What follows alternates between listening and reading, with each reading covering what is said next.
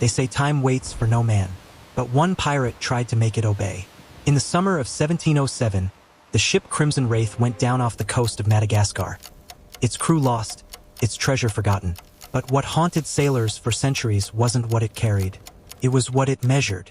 The captain had stolen something the crown would kill to protect. A device so precise it could tell longitude anywhere on Earth. A clock that could turn the tides of war. When the Crimson Wraith sank, every empire chasing it lost a piece of its future.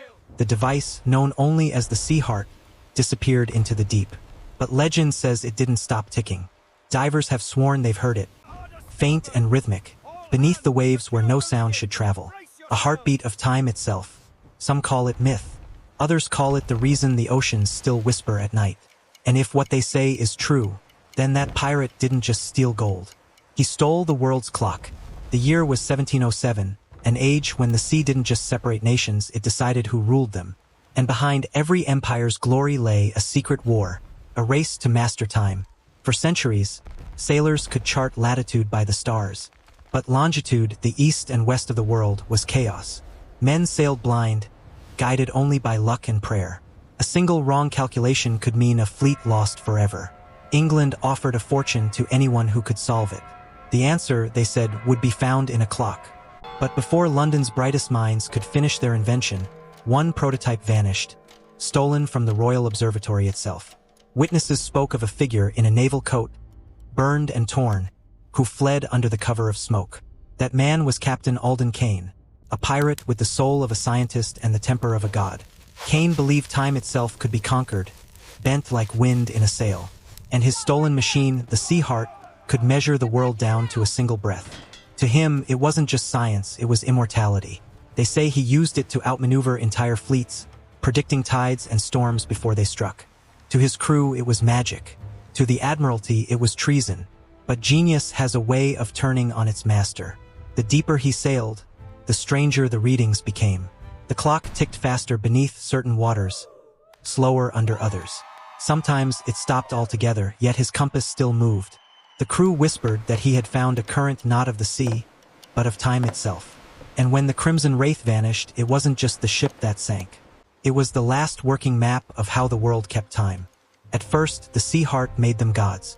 With every turn of its gears, storms were avoided, enemies outmaneuvered, and gold taken before the Navy even set sail. Kane no longer used maps. He listened to the ticking, adjusting course when it changed tempo, claiming it could feel the pull of the world's pulse. The crew followed, half in awe, half in fear. For weeks, they glided through calm waters others called cursed. Then the clock began to behave strangely. Its tick grew faint, then doubled. Seconds stretched like hours, then snapped back in bursts. The men said it wasn't measuring time anymore. It was feeding on it. Birds stopped landing on the mast. The wind shifted without warning. Kane stopped sleeping. He spent his nights below deck, whispering to the machine, recording patterns in a soaked leather journal. One night, his first mate, Briggs, crept below to see what held the captain's mind. He found Kane sitting cross-legged in darkness, the clock before him, its face open, no longer ticking but breathing. A faint vapor drifted from it, coiling through the air like mist over water. Briggs swore the captain's reflection moved differently inside the polished brass, like a second man living behind the metal. When Briggs tried to speak, Kane cut him off. "Time isn't something you measure," he said. "It's something you negotiate." The next morning, the Sea Heart ticked backward. The sun rose in the wrong place, and the horizon bent like glass. They'd gone too far, not across the sea, but through something beneath it. The ship's log ended that night. The last entry read, "The clock has found the current. I can hear it calling from below." Days turned into echoes. The crew stopped trusting the sun. It rose and fell twice in the same sky. Shadows stretched in wrong directions. Some men aged overnight. Others claimed their beards stopped growing altogether. The Sea Heart sat on the captain's desk, pulsing faintly like a living thing. Every few hours, it released a hiss of steam, though no fire burned within. Its gears no longer turned, they breathed. Briggs begged Kane to throw it overboard. The captain only smiled, eyes hollow, saying, "You can't throw away what's already inside you." Food began to rot faster. Their fresh water turned brackish within days. But what terrified them most were the nights.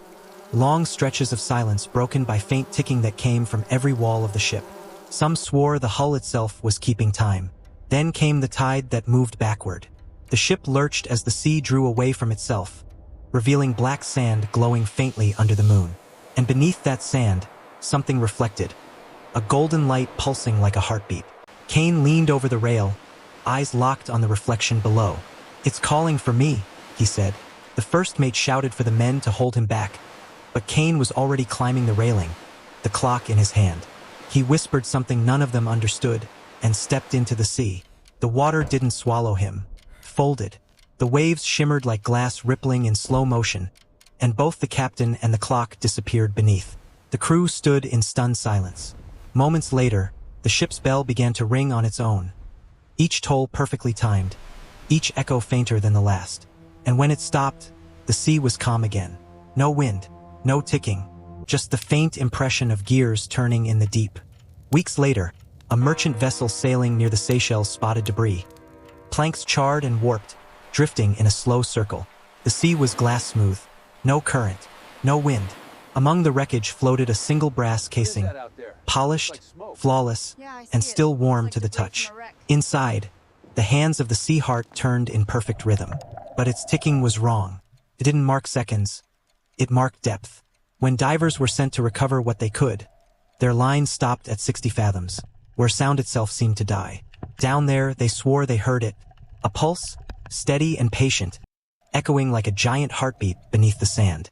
They never found the ship. Not a mast, not a bone, only a circle burned into the seabed. A swirl of melted glass fused with coral, shaped like clock gears. London later denied the Sea Heart ever existed.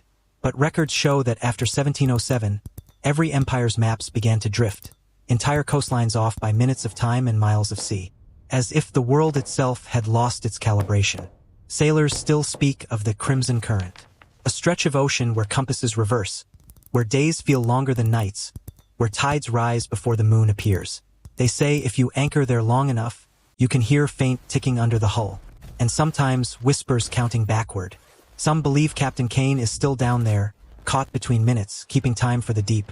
So if one day you find yourself at sea, and the stars don't match the map, if your watch stops though your heart still beats, you might be sailing over his grave, because time doesn't die.